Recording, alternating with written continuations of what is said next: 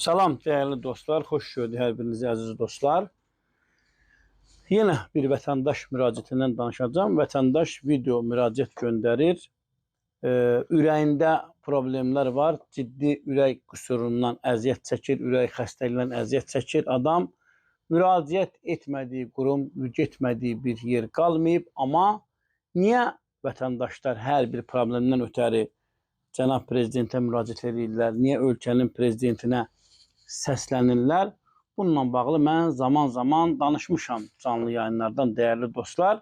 Çünki rayonlarda olan bəzi məmurlar yalnız və yalnız işi, gücü varlanmaq, sərvət toplamaq, necə eləyək, hansı min bir hilə, min bir kələk, yalnız və yalnız varlaşaq. Amma vətəndaşların problemlərinə gələndə isə vətəndaş bir ünvan tanıyır, ölkə prezidentinə müraciət eləyir. Baxaq görək bizim bu Cəlilabad rayon Azərbaycan küçəsinin sakini Hüseynov İsmail nə istəyir değerli dostlar? Mənim bir müraciətim olacaq. Jurnalist Elnur Şükürova xahiş edirəm ki, mənim bu paylaşımı, bu müraciətimi paylaşsın, hər kəs görsün. Adiyyəti üzrə də bəlkə görərlər bu videonu. Mən Hüseynov İsmail Məhərrəmoğlu. 1987-ci ildə anadan olmuşam. Mənim müraciətim Cənab Prezidentə və Mehriban xanımadır. Müraciətim əlilliyi ilə bağlıdır. 2018-ci ildə açıq ürək əməliyyatı olmuşam. Ürəyimə mexaniki protez aort qapağı qoyulub. Və bu xəstəliklə bərabər də yanaşı beyin qan dövranı çatmazlığı var. Bir də halsızlıq var. İş qüvvəm yoxdur, işləyə bilmirəm. 3 dəfə əllərin bərpasında olmuşam. Mənim pensiyamı təyin eləmirlər. Cənab Prezidentə də məktub yazmışdım. Mənim orada qəbul olunmağımı xahiş eləmişdim ki, məni qəbul eləsinlər. Amma oradan məni yönətmişlər elə birbaşa əllərin bərpasına.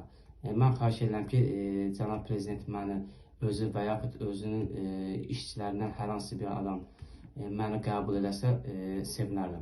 Mən xəstəyəm, mən dərmanla yaşayıram. Bax, Varfmadindir, üstündə qiyməti var, 22 manat 70 qəpiyidir. Bunu rayonda da olmur, ancaq Bakıda olur, Alman apteklərində. 7 manat taksiyə verib aldım, ayda bundan 2 paska içirəm. Eqolog atıram, pisa qalmadı, təzyiq dərmanıdır, 20 manat olar. Sonra yanaşı mədəndə də qızartılar var. Bu dərmanları uzun müddətli qəbul edilmə görə mədəndə problem var.